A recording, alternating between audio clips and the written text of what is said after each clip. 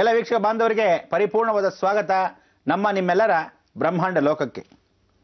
ಪ್ರತಿಯೊಬ್ಬರಿಗೆ ಒಂದು ಸಮಯ ಅಂತ ಬಂದ್ಬಿಡತ್ತೆ. ಇನ್ನೇನು ಹತ್ರ ಬಂತು ಈ ಒಂದು ಸಮಯ. ಎಂಥ ಒಂದು ಸಮಯ ಅಂದರೆ ನವದುರ್ಗೆಯರು ಭೂಮಿಗೆ ಧರೆಗಿಳಿ ಬರ್ತಾ ಇದ್ದಾಳೆ.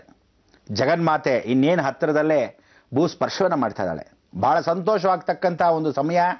ಇನ್ನೇನು 6ನೇ ತಾರೀಕು ಮೇಯಿಂದ ಹಿಡಿದು 18ನೇ ತಾರೀಕು ಮೇ ಒಳಗೆ ಭೂಸ್ಪರ್ಶವನ್ನು ಮಾಡ್ತಾಳೆ. ಆದರೆ ಸುಮುಹೂರ್ತ 12ನೇ ತಾರೀಕು ವಸಿಷ್ಠರ ನಾ ಭೂತೋ ನಾ ಭವಿಷ್ಯತಿ ಅಂತಕ್ಕಂಥ ಆ ಒಂದು ಮಹಾಯಾಗವನ್ನ ವಸಿಷ್ಠರೇ ಮೊದಲಾಗಿ ಮಾಡಿರತಕ್ಕಂಥ ಒಂದು ಯಾಗ.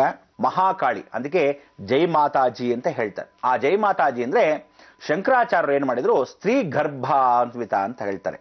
ಈ ಸ್ತ್ರೀ ಗರ್ಭಾನ್ವಿತ ಅಂದಾಗ ಸ್ತ್ರೀ ಗರ್ಭದಲ್ಲಿ ಮಗು ಹೇಗೆ ಬರುತ್ತೋ ಹಾಗೆ ಬಂದು ಹೋಗ್ತಕ್ಕಂಥ ನಿಗೂಢ ರಹಸ್ಯವನ್ನ ಅಹಮದಾಬಾದ್ ಹತ್ರ ಇದೆ.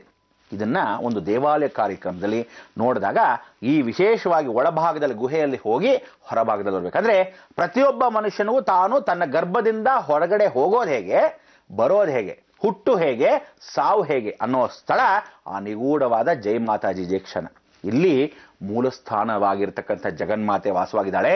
ಆ ಸ್ಥಳದಲ್ಲಿ ಶಂಕರಾಚಾರ್ಯರು ಸ್ವತಃ ಮೂಲಿಕೆಗಳನ್ನ ಪ್ರತಿಷ್ಠಾಪನೆ ಮಾಡಿದ್ದಾರೆ. ಇಡೀ ಜಗತ್ತಲ್ಲಿ ಸೃಷ್ಟಿ ಸ್ಥಿತಿ ಲಯ ಅಂತಕ್ಕಂಥ ಇದನ್ನೆಲ್ಲ ಕಾರ್ಯಕ್ರಮಗಳನ್ನ ಜಗನ್ಮಾತೆ ಮಾಡಿದ್ಲು. ಈ ಜಗನ್ಮಾತೆ ಮಾಡಿರೋದ್ರಲ್ಲಿ 64 ಪೀಠಗಳು. ಈ 64 ಪೀಠಗಳಲ್ಲಿ ಶಂಕರಾಚಾರ್ಯ ಪೂಜಾ ಪುನಸ್ಕಾರ ಮಾಡುವಾಗ ಸತ್ಯವತಿಯಾಗಿದ್ದಾಗ ಸುದರ್ಶನ ಚಕ್ರವನ್ನು ಬಿಟ್ಟಿದ್ದು ಸಾಕ್ಷಾತ್ ಮಹಾವಿಷ್ಣು. ಅಯ್ಯೋ ಪರಮೇಶ್ವರ ಭವಋಷಿ ಅಂತ ಹೇಳಿ ಈ ರೀತಿ ಸತ್ಯವತಿ ಸತ್ತೋಗಿದ್ದ ಆ ಹೆಣವನ್ನ ಹೀಗೆ ಹೆಗಲ ಮೇಲೆ ಹಾಕೊಂಡು ಮುಮ್ಮೂರ್ತಿಯಾಗಿರ್ತಕ್ಕಂಥದ್ರಲ್ಲಿ ಎಲ್ಲಾ ಬಿಟ್ಟು ಲೋಕ ಸಂಚಾರ ಮಾಡ್ತಾ ಇದ್ದಾನಲ್ಲ, ಹೀಗೆ ಹೊರಭಾಗದಲ್ಲಿ ಹೊಟ್ಟೋದ್ರೆ ಈ ಪರಮೇಶ್ವರನು ಯಾವ ಕಾಲಕ್ಕೂ ಕೈಗೆ ಸಿಗಲ್ವಲ್ಲ, ಅನ್ನಕ್ಕೆ ಏನ್ ಮಾಡೋಣ ಅಂದಾಗ ಆಗ ಸುದರ್ಶನ ಚಕ್ರ ಬಿಟ್ಟು ಆ ಹೆಣವನ್ನ ಏನ್ ಮಾಡ್ತಾನೆ, ಸತ್ಯವತಿ ಆಗಿರ್ತಕ್ಕಂಥ ಆ ಹೆಣವನ್ನ ಪರಿಪೂರ್ಣವಾಗಿ ಛಿದ್ರ ಮಾಡ್ಬಿಡ್ತಾನೆ. ಎಲ್ಲ ಬಿದ್ದಿರತಕ್ಕಂಥ ಹೋಳಗಳೇ 64 ಪೀಠಗಳಾಯ್ತು. ಆ 64 ಪೀಠಗಳಲ್ಲಿ ಮಾತಂಗಿ ಅಂತಕ್ಕಂಥ ಒಬ್ಳು, ಸ್ತನಮಾತ ಅಂತ ಒಬ್ಳು, ಸ್ಕಂದಮಾತ ಅಂತ ಒಬ್ಳು, ಕೈ ಉಗುರು ಬಿದ್ದಿರೋ ಜಾಗ ಒಂದು, ಕಣ್ಣು ಬಿದ್ದಿರೋ ಜಾಗ ಒಂದು, ಸ್ತನಯೋನಿ ಪುರುಷವಾಗಿರ್ತಕ್ಕಂಥ ಯೋನಿ ಬಿದ್ದ ಸ್ಥಳ ಒಂದು, ಹೀಗೆ ಒಂದೊಂದಾಗಿ ಭಾರತ ದೇಶ ಇಡೀ ಬಿದ್ದಿರ್ತಕ್ಕಂಥ ಈ ಶಕ್ತಿಗಳೆಲ್ಲ ಒಂದೇ ಕಡೆ ಕೇಂದ್ರ ಬಿಂದು ಆಗುತ್ತೆ ಈ ಜಗತ್ ಶಕ್ತಿಗೆ. ಇದೆಲ್ಲ ನಿಯಮ ನಿಷ್ಠೆ ಬದ್ಧ. ಯಾಕೆ ಅಂದ್ರೆ ನೀವುಗಳು ಸಾಧಾರಣ ಅನ್ಕೋಬೇಡಿ, ಯಾವ ಕಾಲಕ್ಕೂ ಆಟ ಆಡೋದಲ್ಲ. ಇಡೀ ಸರ್ವ ಜಗತ್ ಶಕ್ತಿಗಳು ಆ ಕ್ಷೇತ್ರಕ್ಕೆ ಬಂದು ನೆಲೆಸುತ್ತೆ. ಇಂಥ ಒಂದು ಸಮಯದಲ್ಲಿ ವಸಿಷ್ಠ ಮಹರ್ಷಿಗಳು ಸ್ವತಃ ಮೂಲ ಮಂತ್ರವನ್ನ ಹೇಳಿ ಇಂದ್ರನ ದುಷ್ಟ ಚಟಕ್ಕೆ ಅವನಲ್ಲಿರ್ತಕ್ಕಂಥ ಅಹಂಭಾವವನ್ನ ಕಡ್ಡಾನ ಮಾಡಿದ್ರು. ಅದಕ್ಕೋಸ್ಕರ ಎಲ್ಲಿ ಅಂದ್ರೆ ಇಂದ್ರನಿಗೆ ಸೋಮಯತಿ ಚಂದ್ರ ಅಂದಾಗ ಆ ಚಂದ್ರನೇ ಸ್ವತಃ ಮನಸ್ಸನ್ನು ಚೇಂಜ್ ಮಾಡಿಬಿಟ್ಟಿದ್ದಂತೆ ಇಂದ್ರನಿಗೆ. ಇವನೇನ್ ಮಾಡಿದ್ದಾನೆ, ಗುರುಗಳು ಬಂದಾಗ ವಸಿಷ್ಠರು ಬಂದು ಇಂದ್ರಲೋಕಕ್ಕೆ ಕಾಲಿಟ್ರು. ನೋಡಪ್ಪ, ಈ ತರ ಒಂದು ಯಾಗವನ್ನು ಮಾಡ್ತಾ ಇದ್ದೀನಿ, ಪೂರ್ಣ ಸಹಕಾರ ಬೇಕು, ಅಷ್ಟದಿಕ್ಪಾಲಕರಾಗಿರ್ತಕ್ಕಂಥ ನೀವೆಲ್ಲ ಸಹಕರಿಸಬೇಕು ಅಂದಾಗ ಇಂದ್ರ ಅಟ್ಟಹಾಸದಿಂದ ಮೆರಿತಾ ಇದ್ದ. ಅದ್ಯಾವ ಮಹಾಯಾಗ ನೋಡ್ಕೊಂತೀನಿ ಬಿಡಿ ಅಂದ. ಅದಾದ್ಮೇಲೆ ಹವಿಸ್ಸನ್ನು ಕೊಟ್ರು. ನೀವು ಹವಿಸ್ ಕೊಡಬೇಕು, ಇಷ್ಟು ಕೊಟ್ರೆ ನಾನು ಪರಿಪೂರ್ಣತೆ ಮಾಡ್ತೀನಿ ಅಂತ. ಸರಿ, ಇಂದ್ರನಿಗೆ ಬೇಕಾಗಿದ್ದ ಹವಿಸ್ಸನ್ನು ಕೊಟ್ರು, ವಾಯುಗೆ ಬೇಕಾಗಿರ್ತಕ್ಕಂಥ ಹವಿಸ್ಸನ್ನು ಕೊಟ್ರು, ಅಗ್ನಿಗೆ ಬೇಕಾಗಿರ್ತಕ್ಕಂಥ ಹವಿಸ್ ಕೊಟ್ರು. ಎಲ್ಲಾ ಕೊಟ್ಟರು ಸಹ ಅಂದ್ರೆ ಮೊದಲೇ ಲಂಚಗಳು ಕೊಟ್ಟ ಹಾಗೆ ಇದೆ ಅಲ್ಲ. ಹವಿಸ್ಸು ಅಂದ್ರೆ ಅವರಿಗೆ ಬೇಕಾಗಿರ್ತಕ್ಕಂಥ ಪದಾರ್ಥಗಳನ್ನ ಹೋಮ ಯಜ್ಞಾಧಿಕಾರಿಗಳಲ್ಲಿ ಹಾಕೋದು. ಸಪ್ತ ಋಷಿಗಳೆಲ್ಲ ಸಮಾನವಾಗಿ ನಿಂತಿದ್ದಾರೆ. ವಸಿಷ್ಠರು ಅಂದ್ರೆ ಸುಮ್ಮನೆನಾ? ಎಲ್ಲರೂ ಅನ್ಕೊಂಡಿದ್ರು ವಿಶ್ವಾಮಿತ್ರ ಬಹಳ ಕೋಪಿಷ್ಟ್ರು, ದೂರ್ವಾಸ ಮುನಿಗಳು ಬಹಳ ಕೋಪಿಷ್ಟ್ರು, ಭೃಗ ಮಹರ್ಷಿಗಳು ಬಹಳ ಕೋಪಿಷ್ಟ್ರು ಅಂತ. ಆದ್ರೆ ವಸಿಷ್ಠರಿಗೆ ಯಾವ ಕಾಲ ಕೋಪ ಬರ್ತಿರಲಿಲ್ಲ. ಬಂದರೆ ಸಾಕು ಇಡೀ ಜಗತ್ತು ಅಲ್ಲೋಲ ಕಲ್ಲೋಲ. ಯಾಕೆಂದ್ರೆ ಇಡೀ ಜಗತ್ತಲ್ಲಿ ಸಪ್ತ ಋಷಿಗಳಲ್ಲಿ ದೊಡ್ಡ ಗುರುಗಳಾಗಿರ್ತಕ್ಕಂಥವ್ರು ಅಗಸ್ತ್ಯರು, ವಸಿಷ್ಠರಿಬ್ಬರೇ.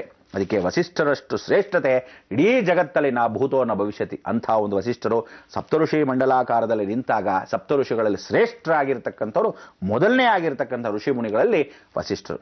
ಇವರು ಹಾಕಿರ್ತಕ್ಕಂಥ ಶಾಪದಲ್ಲಿ ಇಂದ್ರನಿಗೆ ಆ ದಿನದಿಂದ ಇವತ್ತಿನವರೆಗೂ ಎಲ್ಲ ದುಷ್ಕರ್ಮಿಗಳು ಕಲಿಯುಗದಲ್ಲಿ ನಶಿಸಿ ಹೋಗ್ತಾರೆ.